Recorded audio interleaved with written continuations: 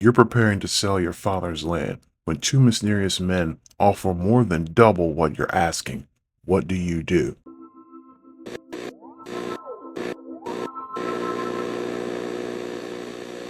How goes it, folks? Jolly Yellow talking to you, and welcome to Transmissions from the Beyond, where I explore lesser known and sometimes majorly known works of science fiction. Now, you may have noticed that things may get a little more scary as we move into the spooky season of October, Halloween, and fall in general. So, while I'm still going to be looking at science fiction content, things are going to get a little more creepy or spoopy, as the kids like to say these days. But today, I present to you the short film Gamma. While helping his sister Julie sell their recently passed father's land, Stephen discovers a metal hatch buried in the dirt with an odd symbol etched into it. Shortly after he makes this discovery, two men appear and they make what seems to be a rather obscenely large amount of money in an offer to buy it and place a church on it. What is their purpose for this church, and what's going on with that hatch with the symbol etched into it? So that's the basic premise of what's going on in this film Gamma. We see that Stephen, he still has personal connection. You know, he wants to, I guess as he would put it, honor his father by holding on to the land no matter what.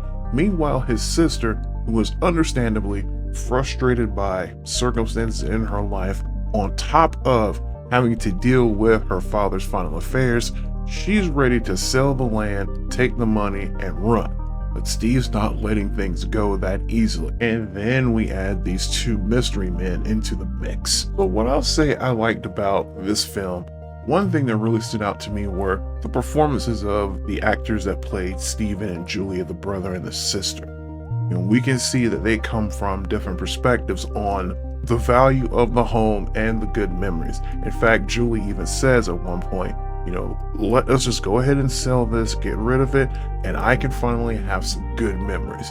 So it sounds like on top of what she's going through in life already, Julie didn't have the greatest childhood living out there on that patch of land with their father.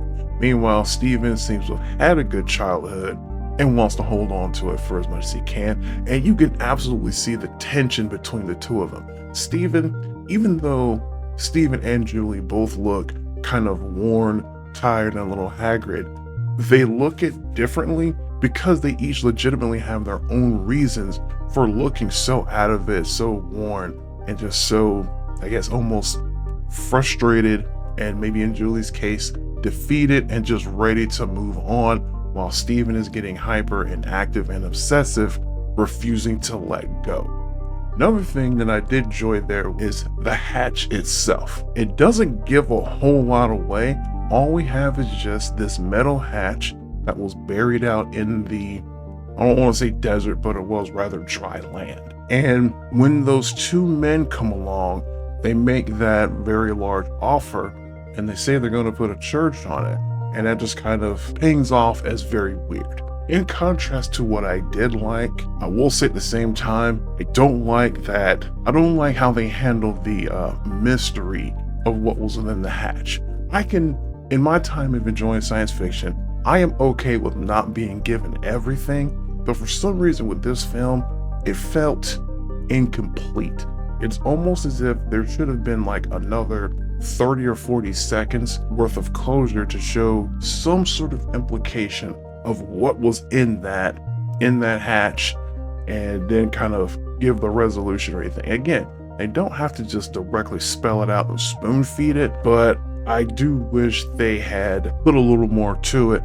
And like I said, I'm a fan of leave some to the imagination, but I also think you still have to be careful with the writing and the presentation to make sure you actually give enough. And in my personal opinion, this movie really did not give enough. Again, if they had just put like an extra 30, 40 seconds to put some more context onto what happens at the end, I think it would have made it a much better movie. Now, as for where you can find the film Gamma, you can actually find it on YouTube on the Dust channel, which is a channel dedicated to short science fiction films and other science fiction contents. There's animation, there's live action, there's CGI, and some of everything all mixed in there into it. In fact, I have talked about one other film that I found on Dust about a year or so ago, so it's a nice go-to place when you want to just, hey, I got about 15 minutes to burn, let's pull up a short film real quick.